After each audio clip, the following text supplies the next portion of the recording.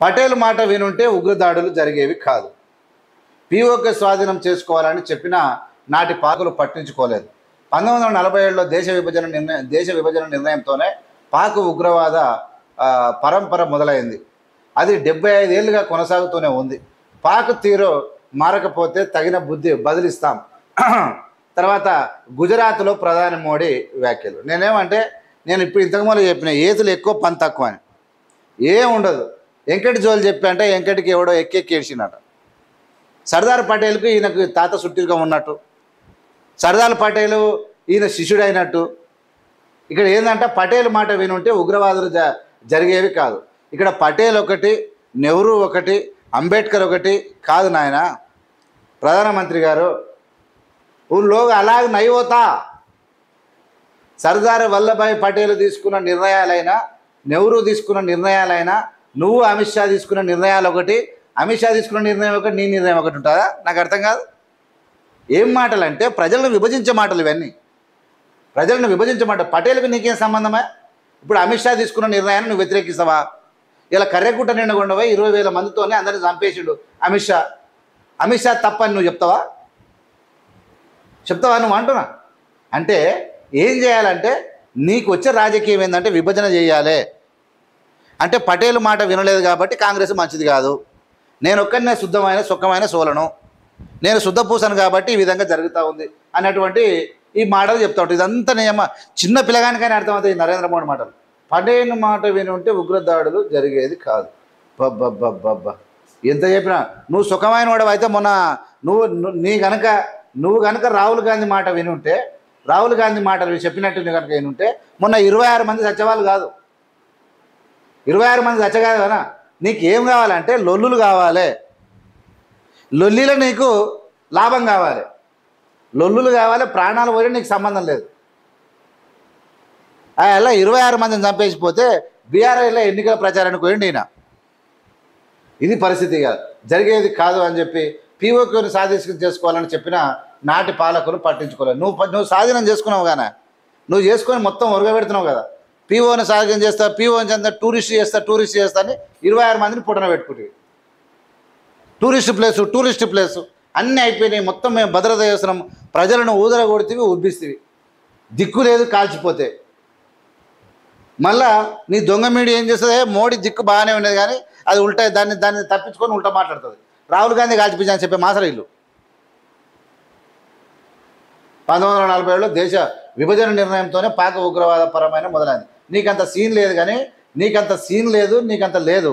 గుర్తుపెట్టుకో. నువ్వు కొత్త చాప్టర్ చేయనివ్వకు, నువ్వు చదువుకున్నావు కావు, నీకు చరిత్ర తెలిసినోడవు కావు. నువ్వు కుట్రలు చేయమంటే చేస్తావు. ఇలా మొత్తం మీద దగ్గరకు వచ్చింది. ఇలా ఒకదాన్ని పట్టుకున్న ఒక వాదం పట్టుకొని పోతా ఉన్నావు అంతే. ఏ యూనివర్సిటీలో తెలుసుకున్నావా? నీకు ఏం తెలుసని? 1947లో దేశ విభజన నిర్ణయంతోనే పాక్ ఉగ్రవాద పరంపర మొదలైందంట. అబ్బా ఇది చూడవా, మొన్న వచ్చి చంపిన వాళ్ళకు మనల్లో మొన్న జమ్మూ కాశ్మీర్లో మనోళ్ళు ఒక 2 గన్మెన్లు ఆడుంటే ఒత్తురా అన్న మనోళ్ళకి సరిపోతురాళ్ళు. శాతగాని మాటలు ఎందుకు మాట్లాడుతావు? మన నరేంద్ర మోడీని చిత్తుగా ఓడించాలి. చిత్తుగా మిగిలిపోదు అసలు ఈయన. 1947 దేశ విభజన నిర్ణయంతోనే పాక్ ఉగ్రపరం అంటే అది 75 ఏళ్ళు కొనసాగుతూనే ఉంది. మరి అబ్బా 75 ఏళ్ళు కొనసాగుతుంటే అంతా ఇరగదీస్తావని నువ్వు వస్తుంది కదా. నువ్వు వస్తే మొత్తం తీవ్రవాదాన్ని భూస్థాపితం చేస్తా అంటే పెంచి పోషిస్తుంది. కొనసాగుతూనే ఉంది. పాక్ తీరు మారకపోతే తగిన బుద్ధి బదిలిస్తామంట. నీ ఏతులు నేనేమంటున్నా అంటే 75 ఏళ్ళుగా తీవ్రవాదం ఉంది, ఇలా నీ వచ్చే బుద్ధి మారుతాను అంటే నా శాత కాదు, నాకు ట్రంప్ చెవుల మీద నెత్తిన పట్టున కొడతాడు అన్నట్టే ఉంది నీ జోలి. నీ శాత కాదని ఒప్పుకోక పాకు బుద్ధి మారలే అంట. నేనేమంటున్నా అంటే నీకు పాకు ఒక్కరు బుద్ధి మారలేదు, అది మారదు. కుక్క తోక వంకర, వాళ్ళు లుచ్చగాళ్ళు, నీతి లేని కమీనగాళ్ళు, వాళ్ళు 26 మందిని చచ్చిపోయినాక కూడా బుద్ధి మారకపోతే ఏమో చేస్తా అంటే ఏందా నువ్వు చేసేటప్పుడు చేయాల్సిన టైంలో ఇడిచిపెట్టినావు. ఇడిచిపెట్టి ఏమంటారా దాన్ని ఇడిచిపెట్టి దేశాలు పట్టినట్టు ఉంది నీ పని. అసలైన యుద్ధం ప్రారంభమైనప్పుడు ఇడిచిపెట్టంట, ఇంకెప్పుడు చేస్తాడంట ఈయన. ఇవన్నీ పడవాది మాటలు మాట్లాడి ఏం చేస్తాడంటే కాంగ్రెస్ని ఖతం చేసి ప్రజల మీద చిచ్చు లేపి మళ్ళీ గెలవాలని ఆలోచన. ఇదంతా ఏం లేదు, దండగా 75 ఏళ్ళలో కొనసాగుతూనే ఉందంట. ఇక పాకు తీరు మారకపోతే ఏం చేసావు? పాకు తీరు మారకపోతే పాకిస్తాన్ వైపు ఇష్టడు. ఇక అంతే. తీరు మారకపోతే తగిన బదిలిస్తాం. గుజరాత్తో ప్రధాని మోదీ వ్యాఖ్యలు. నేను ఒక గుజరాత్లో నేను ఏమంటున్నానంటే, అవకాశం వచ్చినప్పుడే సీరి ఇట్లా సింత గడితే అయిపోయేది. 75 ఏళ్ళ నుంచి తీవ్రవాదం ఉందని తెలుసు, 75 ఏళ్ళ నుంచి పాకు కుక్కతోక వంకరలాగా ఉందని తెలుసు, జమ్మూ కాశ్మీరు ఒక దరిద్రమైనటువంటి ఈ యొక్క దాడులకు అనువైనటువంటి ప్రాంతం అని తెలుసు. అది టూరిస్టుగా నువ్వు క్రియేట్ చేసిందని నీకు తెలుసు, టూరిస్టులు రోజు ఉండరని నీకు తెలుసు. భద్రత లేకుండా ఉంచినావంటే నిన్ను అనాలే. దేశం మొత్తం నరేంద్ర మోడీని నిలదీయాలి. నువ్వు ఎందుకు చేసినావు?